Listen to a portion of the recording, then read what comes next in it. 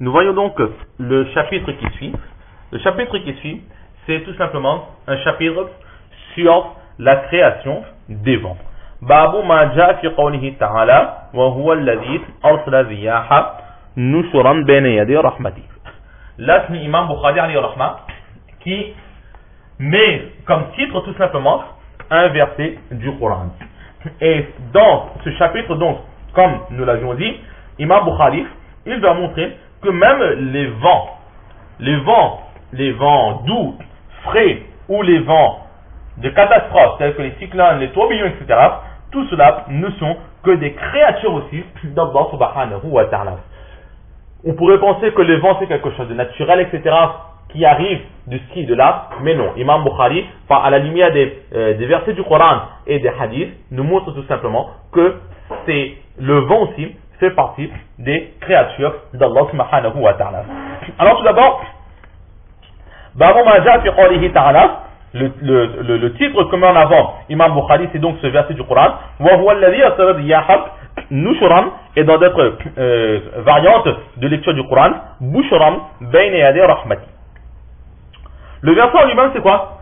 Wa huwa alladhi yursilu riyaha nushuran dans une version, et bushran bayna yaday rahmati hatta idha aqallat sahaban thiqalan suqnahu li baladin mayyit fa anzalna bihi al-ma' fa akhrajna bihi min kulli thamarat kadhalika nukhriju al-mawta la'allakum tadhakkarun.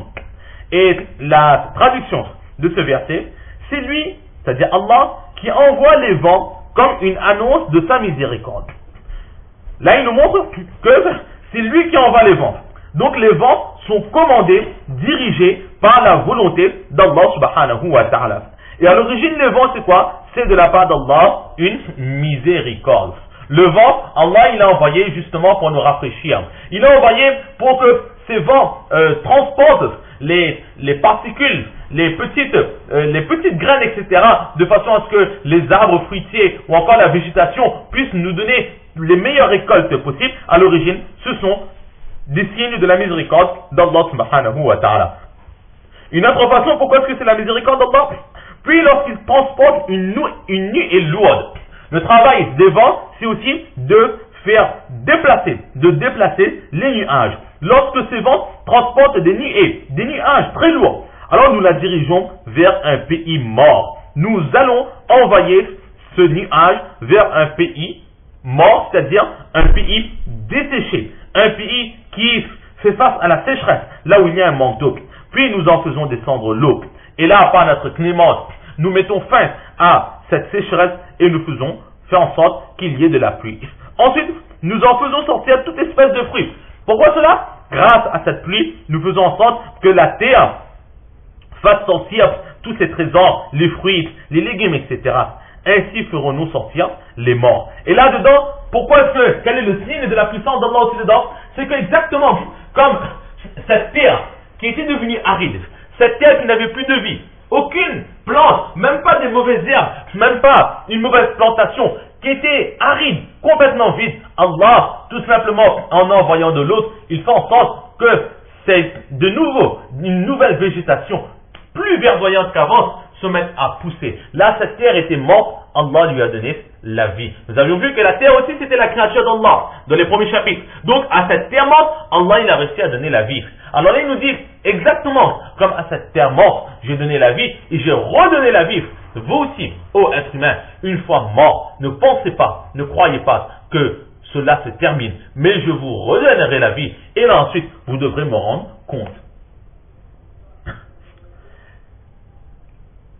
Là donc, c'est le sens de ce récit, de ce verset que Imam Bukhari il a mis en avant. Maintenant, comme à son habitude, il va mentionner plusieurs mots que l'on trouve dans le Coran et nous donner des mots donc qui font allusion au vent, mais qui sont parfois un peu difficiles à traduire. Donc il va mentionner ces mots et il va nous donner la traduction de ces mots. Nous allons voir ça très rapidement. Le premier mot qu'il nous montre, c'est le terme qasifan. Qasifan, c'est une qualité des vents et il dit, qasifan, cela signifie quoi? Taqasifu kulla shay'in. Qasifan veut dire briser. Et lorsque pour un vent, on entend le terme qasifan, alors cela veut dire que c'est un vent destructeur. À l'origine, le vent, c'est une bénédiction, Allah il nous a dit. Mais Qu'est-ce que dans le Coran Allah dit?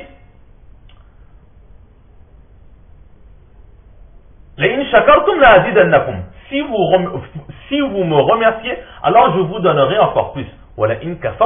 Mais si vous mécroyez, si vous réfutez, si vous rejetez, vous ne prenez pas considération de mes bienfaits, alors si vous refusez de me remercier, alors mon châtiment sera terrible. De la même façon, si on ne remercie pas Allah pour ses bienfaits, tout comme pour le bienfait du vent, alors Allah il peut changer ce vent-là en un châtiment, en quelque chose de très très destructeur. Et le terme principal, justement, il est utilisé dans le Coran, dans un verset où Allah subhanahu wa ta'ala dit Am amintum an yu'idakum fihi taratan ukhra fayursila alaykum qasifan min az-zih fayughriqakum bima kafartum thumma la tajidu lakum alayna bihi tabi'a. Que l'être humain, il a maintes et maintes fois à faire au voyage. Il doit constamment voyager. L'être humain, il ne peut rester éternellement dans sa maison. Il doit sortir. Il doit aller au travail. Et maintenant, même dans son commerce, il se doit de voyager pour acheter des marchandises et pour vendre ses marchandises. Alors Allah subhanahu wa ta'ala dit que là, tu es chez toi, tu es tranquille. Tu penses que tu es en sécurité et que tu peux me désobéir. Mais, ô vous être humain, êtes-vous à l'abri de ce qu'il vous y ramène?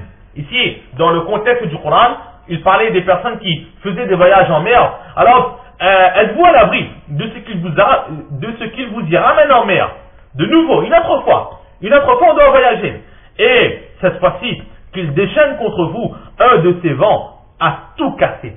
Et là, il va m'envoyer vers ces personnes-là une tempête. Donc, dans ce verset, nous voyons que même les tempêtes ne viennent que sous l'ordre d'Allah subhanahu wa ta'ala. Ils sont commandés par Allah. Et ensuite, on va continuer. Puis, après avoir envoyé cette tempête, qu'il vous fasse noyer à cause de votre mécréance, et alors vous ne trouverez personne pour vous défendre contre nous.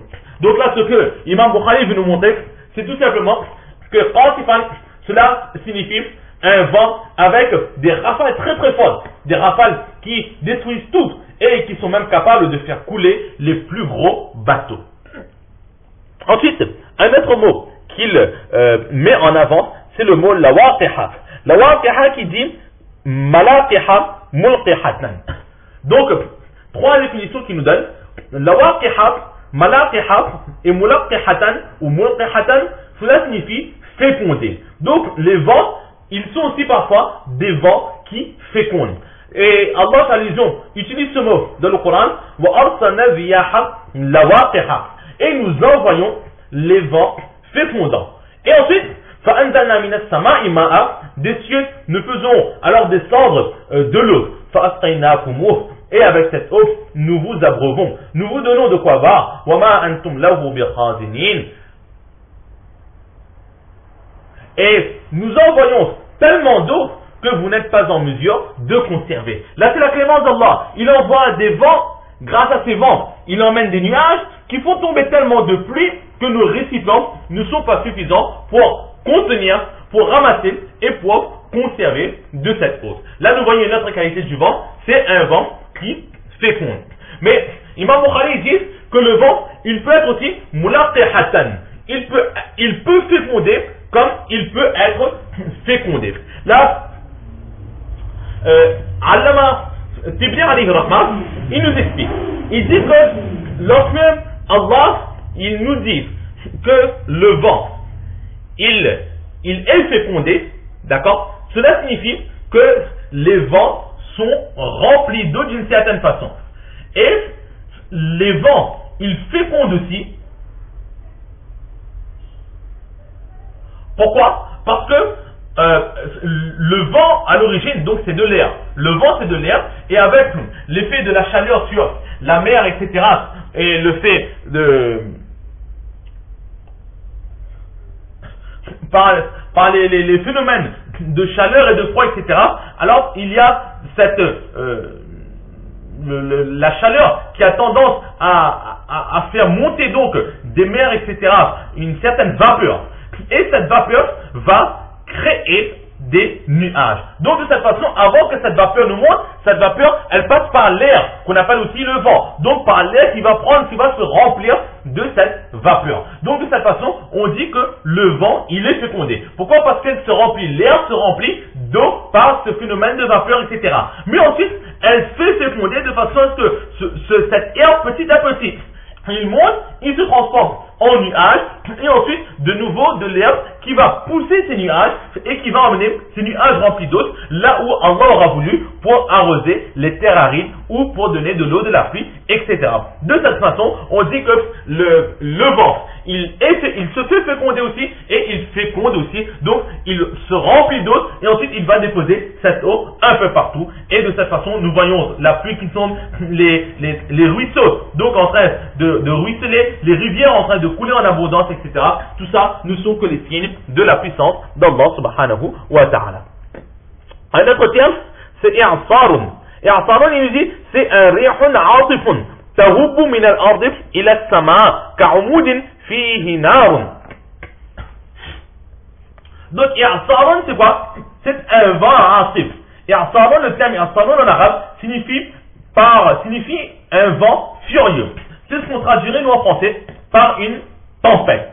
Et c'est une tempête qui souffle non pas du ciel vers la terre, mais de la terre vers les cieux. Ce qu'on appelle encore un tourbillon. Donc les tempêtes, les rafales ou même les tourbillons, là ce sont les créations aussi d'Allah subhanahu wa ta'ala. Et car au moins les tourbillons sont comme des poteaux qui contiennent à l'intérieur d'eux du feu. Et c'est ce qu'Allah subhanahu wa ta'ala il mentionne dans le Coran. Ayawaddu ahadukum an takuna lahu jannatun min nakhil wa anab tajri min tahtiha al-anhar lahu fiha min kulli thamarat wa asabahu al-kibar wa lahu dhurriyyatun du'afa fa asabaha i'sarun fihi narun. Ici il y a le terme i'sar. فاحترقت كذلك يبين الله لكم الآيات لعلكم تتفكرون. La traduction de ce verset, l'un de vous aimerait-il voir un jardin de dattiers et de vignes sous lequel coulent les ruisseaux, et qui lui donne toute espèce de fruits et que la vieillesse rattrape donc cette personne. Dans sa jeunesse,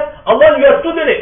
Et maintenant, il a un très grand patrimoine, mais la vieillesse a rattrapé cette personne, tandis que ses enfants sont encore petits, et les enfants sont encore petits, ils ne peuvent encore jouir de cela, et qu'un tourbillon contenant du feu s'abatte sur ce jardin et le brûle.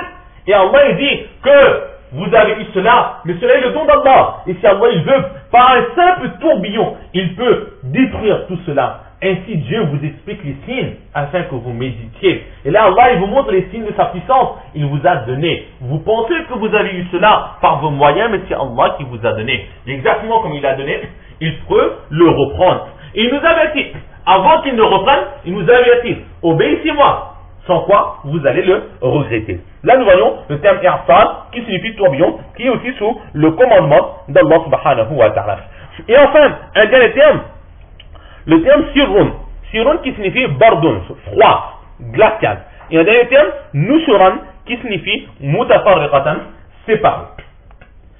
Rihun, dans le Coran, Allah dit Mathalu ma yunfiquna في هذه الحياة الدنيا كمثل ريح فيها سر أصابت حتى قوم ظلموا أنفسهم فأهلكت وما ظلمهم الله ولكن أنفسهم يظلمون. Ici il y a le terme ريح فيها سر que nous avons traduit par glacial.